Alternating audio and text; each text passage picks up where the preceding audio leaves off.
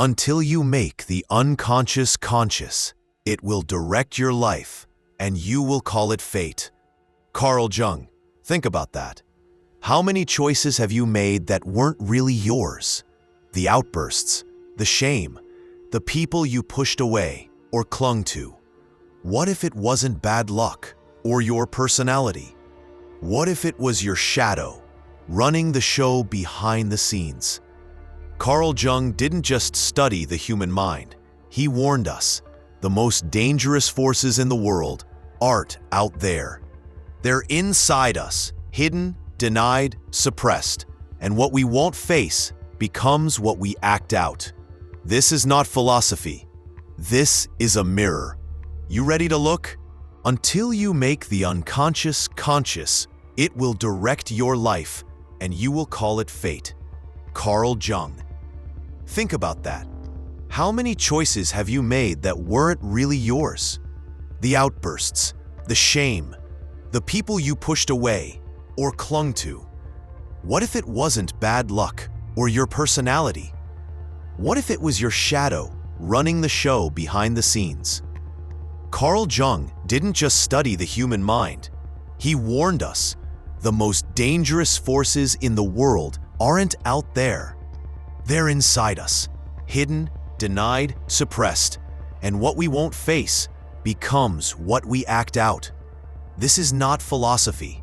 This is a mirror. Are you ready to look? Society doesn't want you whole. It wants you predictable, obedient, marketable, controllable. So the moment you're born, it hands you a script. Boys don't cry. Girls don't rage. Be polite. Be quiet. Be normal. We aren't taught to explore ourselves.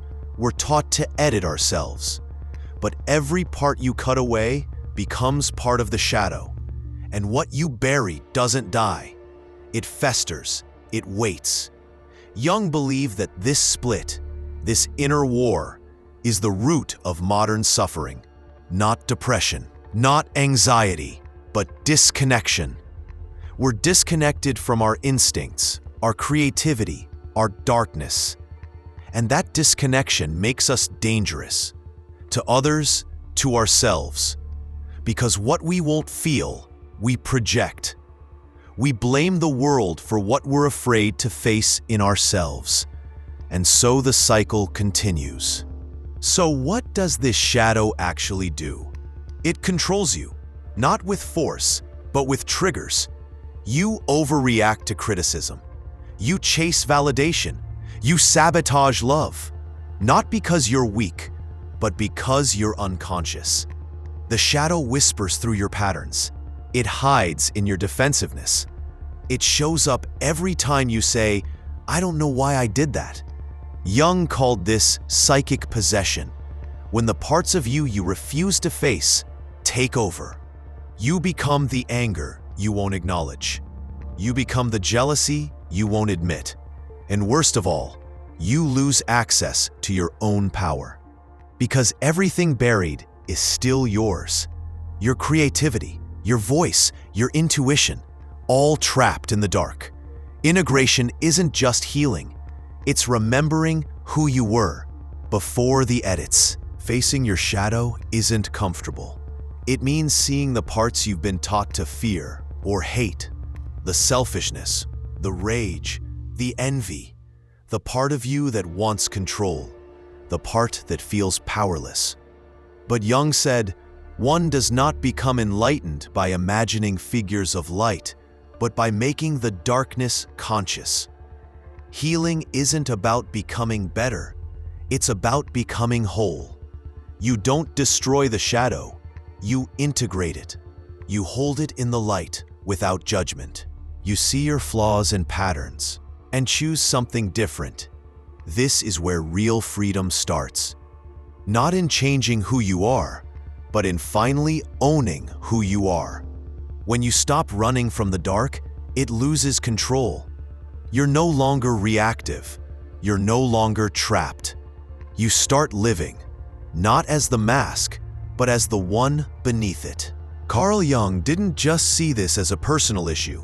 He saw it as a collective threat, When individuals ignore their shadow, it spreads into families, communities, entire nations.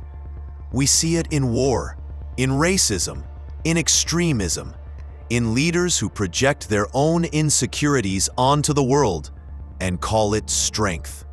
Jung believed the horrors of the 20th century weren't political accidents. They were psychic explosions. A world full of people denying their darkness until it erupted. And it's happening again. The more we suppress, the more volatile we become. If we don't make the unconscious conscious as a species, we will destroy ourselves trying to avoid ourselves. Jung's work wasn't just about therapy. It was about survival, individually and collectively. So how do you begin to face your shadow? Not with force, not with shame, but with honest awareness. Start by observing your reactions, the things that trigger you, the people you judge, the thoughts you suppress. Every trigger is a trail. Every irritation points inward. Ask yourself, what am I avoiding? What part of me am I trying to silence? This isn't a one-time realization. It's a practice, a commitment to presence, even when it's uncomfortable. Meditation helps, journaling helps, but most of all, radical self-honesty. Not to fix yourself, but to finally see yourself. You are not here to be perfect. You are here to be whole. And wholeness means embracing what the world told you to reject. Here's what no one tells you. Your shadow isn't just pain, it's potential. The same place that holds your fear also holds your power, your assertiveness, your creativity, your rawness, your fire. Most people stay stuck because they believe their darkness makes them unworthy. But Jung saw it differently. He saw the shadow as a doorway. Go through it, and you reclaim parts of yourself you didn't even know were missing. You speak with more clarity. You love with more depth. You walk through the world with less fear because you've already faced your own. The shadow isn't the enemy, it's the initiation. And those brave enough to turn toward it emerge transformed. Not perfect, not pure, but real. The shadow isn't just some abstract force. It shows up in tiny moments. The sarcasm you regret, the silence when you should have spoken up, the fake smile, the quiet resentment. We carry it into arguments, relationships, even our goals. Ever sabotage your own success? That's the shadow, whispering, you don't deserve it. Ever chase someone who treats you like you're invisible? That's the shadow, clinging to old wounds. Until we face it, we'll keep repeating the same loops. Different faces, same patterns. But here's the shift. Once you see it, you can choose differently. That's where freedom begins. Not in perfection, but in awareness. Jung didn't believe the shadow was just personal. He believed it held the key to collective healing. Think about it.